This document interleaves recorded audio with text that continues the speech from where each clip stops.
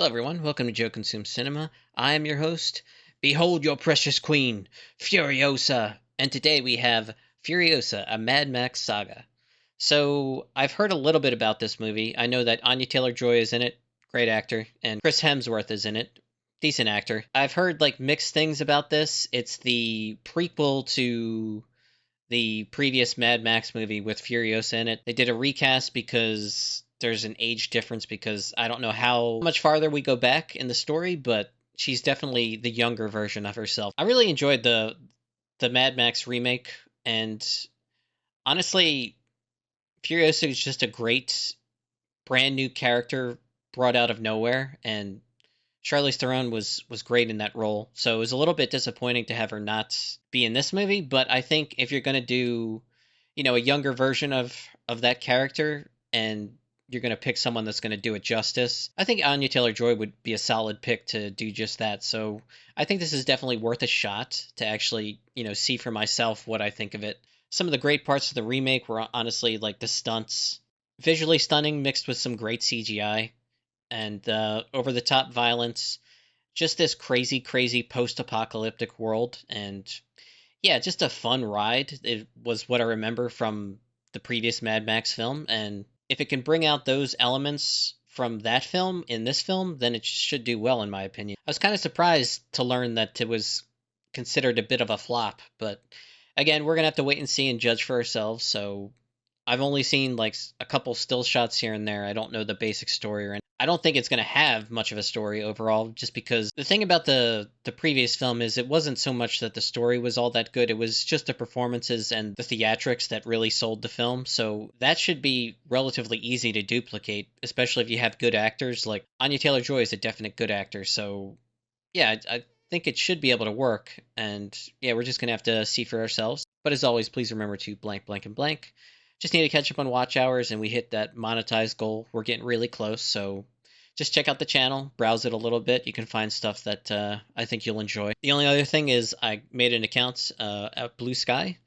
Really, really good so far. I love the atmosphere, and yeah, feel free to do so yourself. And if you do, feel free to give me a follow. So with that, let's just get right into the movie. So this is closer to the nuclear war and the fallout aftermath of that, I guess. As the world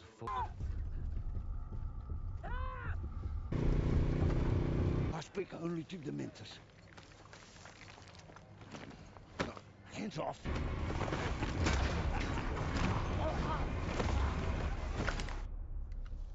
Good girl.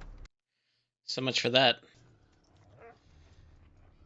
Healthy, well-nourished, full life. Flawless. You found her. You heard everything.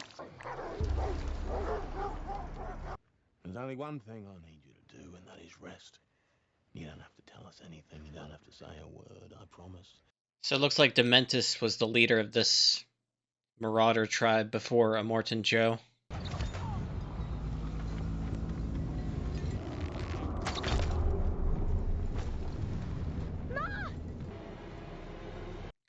She might regret that.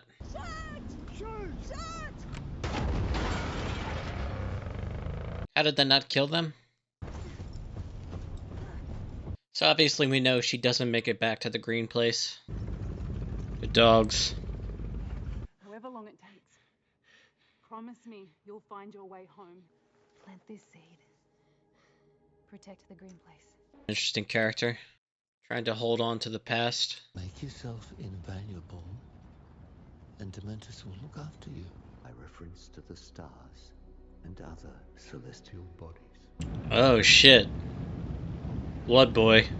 Am I in Valhalla? This is interesting. We're gonna see Immortan Joe. Okay, so one thing about this film right off the bat is they're using way more CGI than practical stuff, which I do not like. Oh, so she gets kidnapped here.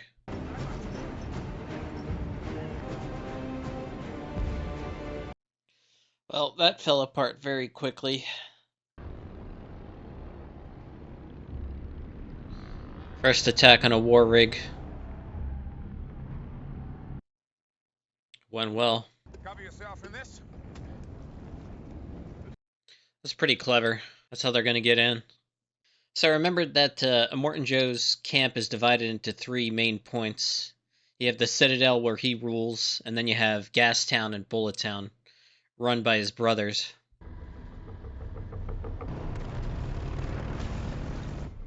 Nah, something's off.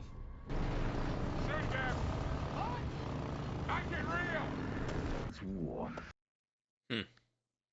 Didn't know originally she was intended as a bride.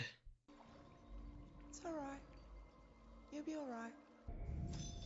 I thought I saw someone running. Running away. Here!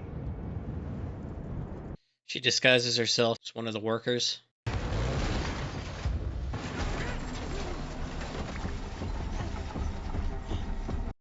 Stowaway.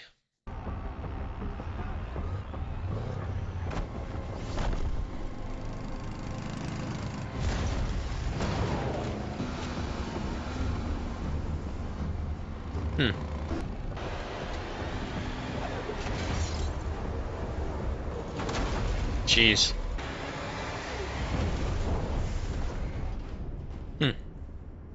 Not bad.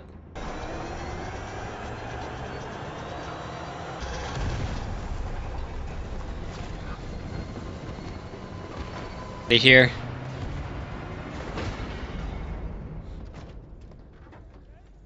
He's trapped behind the gate. I don't think he's gonna get out of here. No. Too many. Cool shot, though.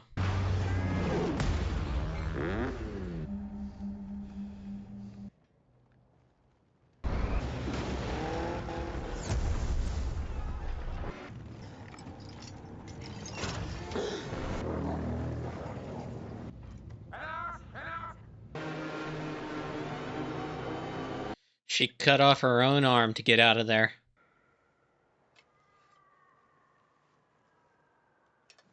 No way. Is that Max? Looks like his car.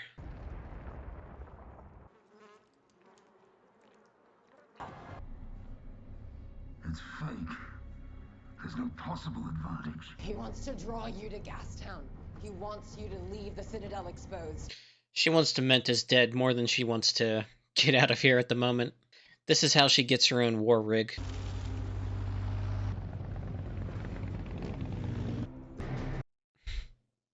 She took his car.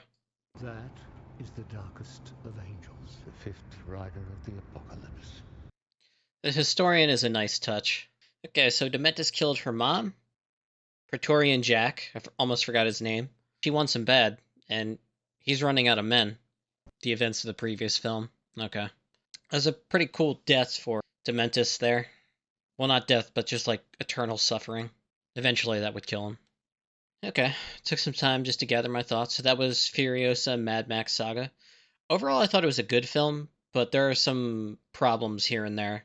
So right off the bat, it starts with a young Furiosa in the Green Place, her oasis homestead, and some marauders come and kidnap her, and her mother chases them down, kills them, but unfortunately she is put into the hands of Dementis, Chris Hemsworth's character, who overall I thought did a really good job here. In fact, I think he had the best performance of the entire movie, but Dementis is just another, warlord in this post-apocalyptic world.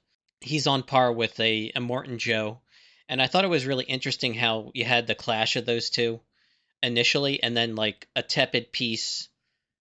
Ultimately, that falls apart, and you get the events where there's an actual war between the two sides. And Furiosa, at this point, tries to use the conflict between the two as a means of escape with Praetorian Jack, the driver of the war rig, who tries to like take Furiosa under his wing, and the two kind of bond together. They decide to make their escape. Everything goes wrong, and Dementis gets his hands on the two of them. He slowly tortures Praetorian Jack to death. Furiosa would have met the same fate, but she literally cuts her own arm off in order to get free, and that's where, the mechanical arm comes into play later on. She tracks him down, gets her revenge against Dementis in a pretty poetic way. The seed she kept all those years, she uses that to grow a tree from his like rotting body, and that's pretty cool. I thought that was a nice, poetic end to that character. And again, I just thought Chris Hemsworth had the best performance overall. There's just a dramatic flair that I thought was really good about his performance. But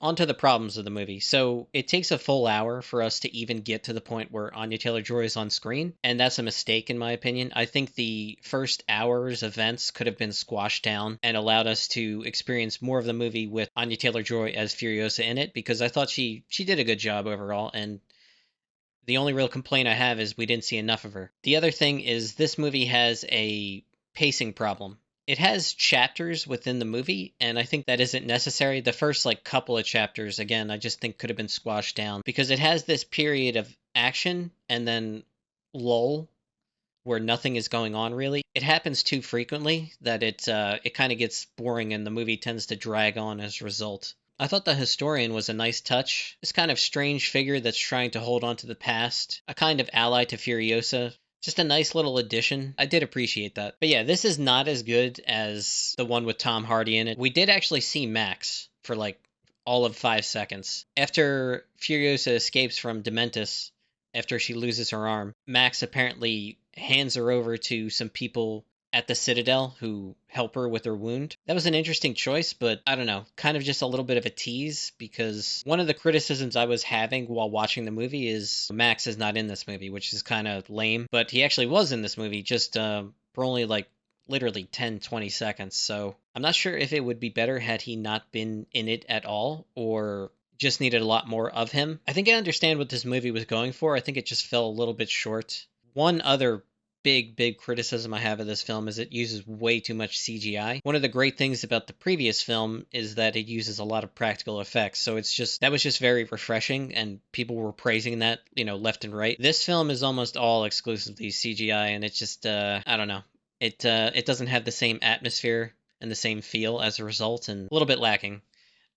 This is an okay film. It was a decent watch. It's just not nearly as good as the previous Mad Max film for a bunch of different reasons, but still an okay film, quasi good. Some things not too great, but overall it was okay. It was worth a watch. A lot of movies recently that should be, big box office hits are failing, and there's a lot of question whether or not the movie industry is dying as a whole. I don't agree with that take, but movies like this don't help the cause, unfortunately. They just kind of fall short of the mark, and yeah, it's just overall a little bit underwhelming. Still an okay film, but the previous Mad Max film was a great film. Yeah, that's pretty much all I got. So as always, thanks for watching, and peace.